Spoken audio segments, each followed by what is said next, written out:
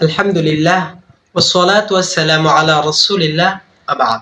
সুপ্রিয় দর্শক শ্রোতা, কাছে দূরে, দেশে দেশের বাইরে যে যেখান থেকে দেখছেন, পবিত্র মাহে রমাদানুল মুবারকের আজকের আমাদের এই অনুষ্ঠানটি সকলকে জানাই আন্তরিক মোবারকবাদ।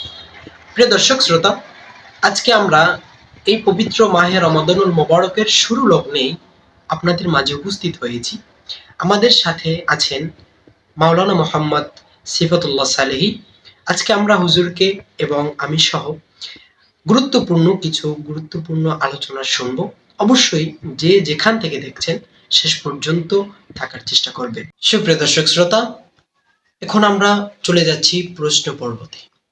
প্রথমে আমাদের প্রশ্ন থাকবে, পবিত্র মাহে রমাদানুল মুবারকে যেমনিভাবে সিয়াম পালন করা আমাদের একটি কর্তব্য, ঠিক তেমনি তারাবি নামাজ এটিও আমাদের একটি কর্তব্য। হুজুরের কাছে আমাদের একটি প্রশ্ন, সেটি হচ্ছে পবিত্র মাহে রমাদানুল মুবারকে তারাবি নামাজ, যখন আমরা তারাবি নামাজ পড়ি, তারাবি নামাজ চলাকালীন এর ভিতরে যদি নতুন একজন মুসল্লি চলে আসে, নামাজ চলতেছে এর ভিতরে যদি একজন মুসল্লি চলে আসে, তাহলে সে কি করবে, তার করণীয় কি, এ বিষয় সম্পর্কে হুজুরের কাছে চলে যাচ্ছি। হুজুর আমাদের গুরুত্বপূর্ণভাবে বিষয়টি ভেঙে দেবেন। আসসালামু আলাইকুম ওয়া রাহমাতুল্লাহি ওয়া বারাকাতুহু। আলহামদুলিল্লাহিল্লাযী হাদানা ইলা সিরাতিম মুস্তাকিম ওয়াসসালাতু ওয়াসসালামু আলা সাইয়্যিদিল আম্বিয়াই ওয়াল মুরসালিন ওয়া আলা আলিহি ওয়া আসহাবিহি আজমাইন, আম্মা বাদ।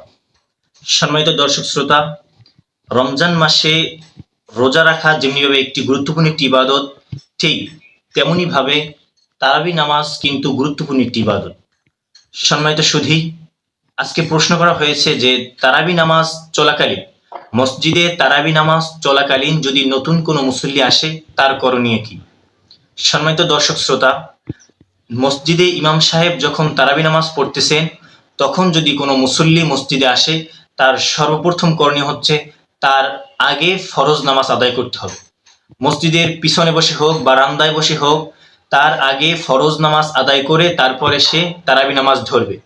যেখানে গিয়ে সে তারাবি নামাজ ধরবে, ইমাম সাহেব যতটুকু পরিমাণ পড়ছে সেখানে গিয়ে তিনি তারাবি নামাজ ধরবে, এবং যে নামাজ বাকি থাকবে তা তিনি একা একা আদায় করে নেবে।